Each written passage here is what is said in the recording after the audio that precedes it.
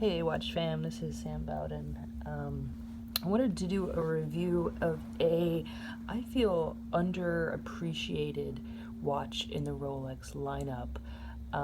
Here you have in front of you, this is the Rolex Oyster Perpetual Date. It's a 36 millimeter model of the Date Just, which traditionally comes in a 36. This is a 34 millimeter, so it's a little bit smaller. That's why it's the Rolex Date versus the Date Just. So it's the Date Just 36, just a little bit smaller at 34.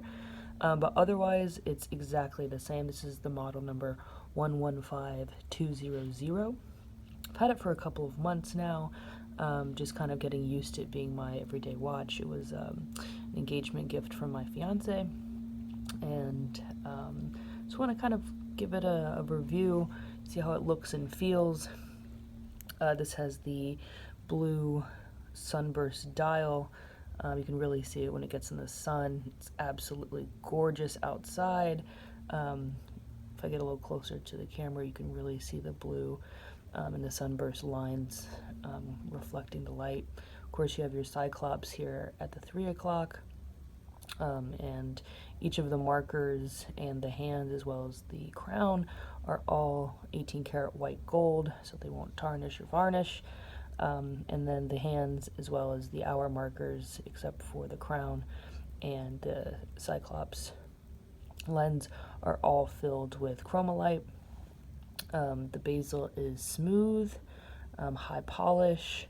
And then you have a very high-end, very nice oyster bracelet, completely filled. There's no hollow end links. It's not like a vintage Rolex where you get that chinky feel. It's a very substantial watch, very strong, very sturdy. Of course, you have the Oyster Perpetual case with the perpetual automatic movement, twin lock screw-down crown.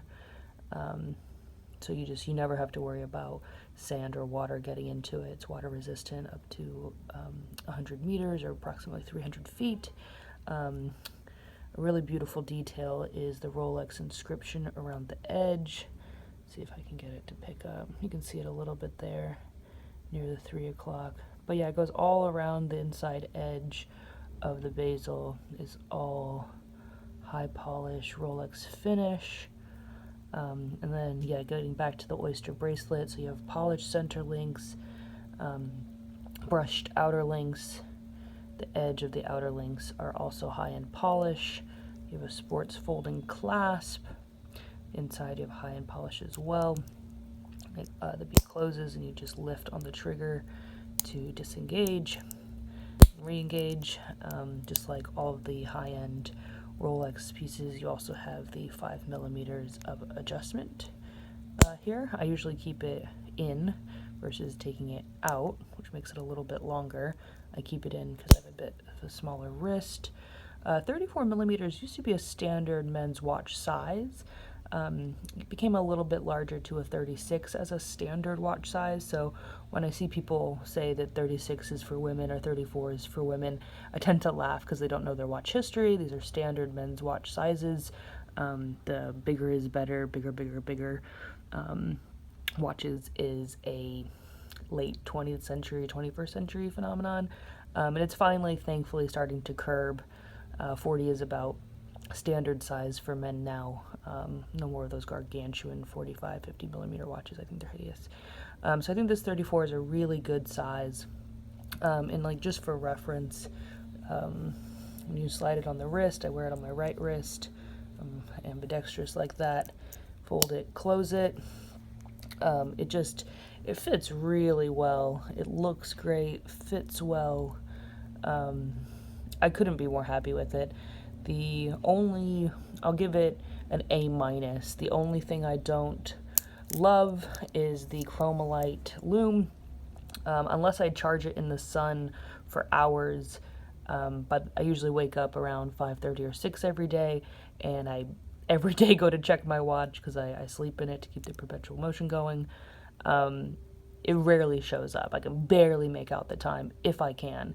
So if you really want a good lume, definitely go for a Seiko. Like my $100 Seiko 5 has the day and the date at the 3 o'clock, and it has really great lume that never goes out. So I will say that the lume is the least satisfying part of the watch, but everything else is just so lush, so luxurious, sporty, elegant.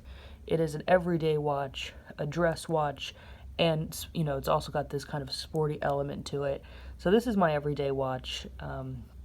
Couldn't be happier with it. Highly recommend it. It's also not for nothing a good $1,500 to $2,500 cheaper than the 2mm larger Datejust. I understand it's a classic, so if you want to go that route, no shade. But if you want to save a little coin, definitely go Rolex Date 34mm 115200. My fiance got this through Crown & Caliber, the dealer. It was virtually brand new. Still had stickers on it, so yeah, it came in about 4 or 5 days, and we have been very, very pleased. It's an absolute gorgeous beauty. Yeah, and I wear it every day, and I love it to pieces. So yeah, that's the Rolex Date Oyster Perpetual 34mm. Go get you one.